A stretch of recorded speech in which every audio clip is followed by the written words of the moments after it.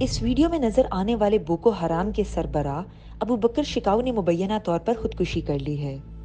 خبر رساں اداروں کے مطابق ان کی ہلاکت کی اطلاع بوکو حرام کی مخالف شدت پسند تنظیم نے ایک آڈیو پیغام کے ذریعے دنیا تک پہنچائی کہ دو حریف گروہوں کے درمیان لڑائی کے دوران ابو بکر شکاؤ نے خود کو بم سے اڑا کر ہلاک کر لیا ہے۔ تاہم ابھی تک نائجیریا کی حکومت یا بوکو حرام نے ان اطلاعات کی تصدیق نہیں کی ہے۔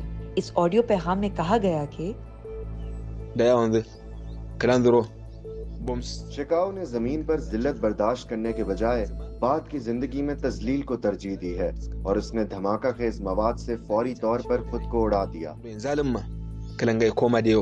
اس آڈیو پیغام کے بارے میں یہ واضح نہیں ہے کہ یہ کب ریکارڈ کیا گیا تھا، لیکن سنائی دی جانے والی آواز کے متعلق یہ خیال ہے کہ یہ مغربی افریقہ کے صوبے میں دولت اسلامیہ کے سربراہ ابو مصعب البرناوی کی ہے۔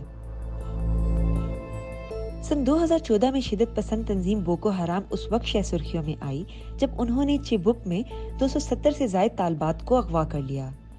دنیا بھر میں کیے جانے والے احتجاج میں لڑکیوں کی رہائی کا مطالبہ کیا گیا، لیکن اب بھی 100 کے قریب لڑکیاں لاپتہ ہیں۔ بوکو حرام کی وجہ سے 30,000 افراد ہلاک ہوئے، جبکہ 20 لاکھ افراد کو اپنا گھر بار چھوڑنا پڑا۔ شکاؤ کی ہلاکت سے ایک اچھی بات تو یہ ہوگی کہ دونوں حریف گروہوں کی آپس میں لڑائیاں بند ہو جائیں گی، لیکن اس کا ایک منفی پہلو یہ ہے کہ مغربی افریقہ میں شدت پسند تنظیم نام نہاد دولت اسلامیہ کا اثر بہت بڑھ جائے گا۔